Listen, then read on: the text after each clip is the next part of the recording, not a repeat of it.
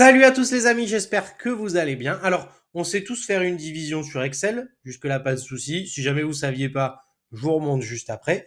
Mais est-ce que vous connaissez la fonction mode qui permet de calculer le reste d'une division? C'est-à-dire qu'une division, ça tombe pas sur juste, hein, il y a souvent virgule et des bananes. Et ben du coup, grâce à la fonction mode, on va pouvoir avoir le reste de la division.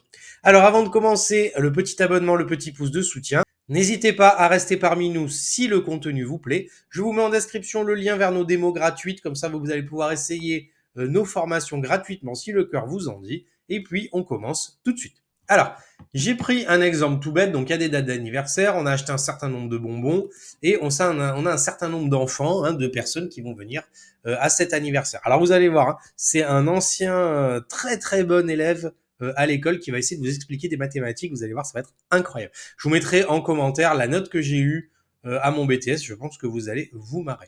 Donc, si vous ne saviez pas, donc pour faire une division, je ferai égal le nombre de bonbons que j'ai acheté divisé par le nombre de personnes, et je sais que chaque enfant aura au moins 5 bonbons, et puis virgule 7777, du coup le reste. Mais c'est pas forcément ça qui m'intéresse. Moi je voulais savoir combien il va rester de bonbons à la fin, une fois que chaque enfant, on aura obtenu un certain nombre de manière équitable. Et c'est pour ça que du coup je vais utiliser la fonction qui s'appelle égal mode, comme ceci.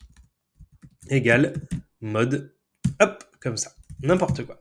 Je vais donc avoir besoin de deux choses, donc le nombre ici, point virgule, et le diviseur à cet endroit-là. Je valide, je tire ma poignée de recopie ici, et j'obtiens, comme ça, le nombre de bonbons qui va rester une fois qu'ils auront été distribués équitablement. Alors, si vous aviez pas forcément compris, je vous réexplique un peu plus facilement. Vous allez voir, je refais la division normalement.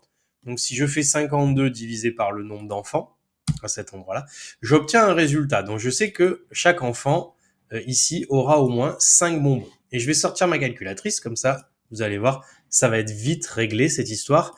Donc, chaque enfant aura au moins 5 bonbons. Donc, je fais 5 multiplié par le nombre de personnes, on est d'accord?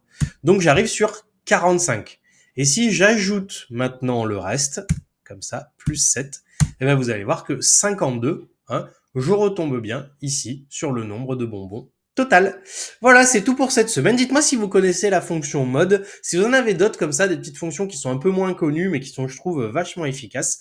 En attendant, n'hésitez pas à liker, à commenter, à partager. Moi, je vous souhaite une belle fin de soirée, un bon week-end. À la semaine prochaine. Salut!